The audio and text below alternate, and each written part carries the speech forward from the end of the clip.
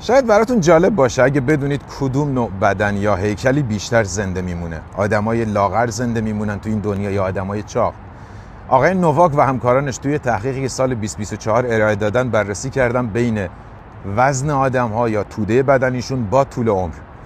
و جالب اینجاست دیدن آدمایی که یه ذره چاقن بیشتر طول عمر دارن تا آدمی که خیلی فیته، و اونور آدمای خیلی چاق و خیلی لاغر زودتر میمیرن.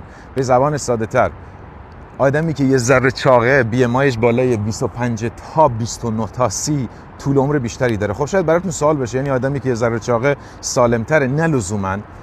کسی که خیلی حواسش به توده بدنی و چی میخورم و چی نمیخورم و امروز چقدر راه رفتم و کالری چقدر سوزوندم، یه سری نشخوار یا هرس خوردن ها داره که این باعث میشه سیستم ایمنی بدنش در طول بلند مدت آسیب ببینه و طول عمر کمتری بکنه. به زبان ساده تر، رژیم و فیت شدن فقط بدنسازی و متخصص تغذیه نیست. خیلی حواستون به نشخوارها و مسائل ذهنی هم باشه. خیلی وقت آدم‌های خیلی خوش فرم و چه بسا عضلانی کمتر طول عمر داشتن و برعکس آدمی که یه ذره ریلکس‌تر بوده طول عمر بهتری داشته.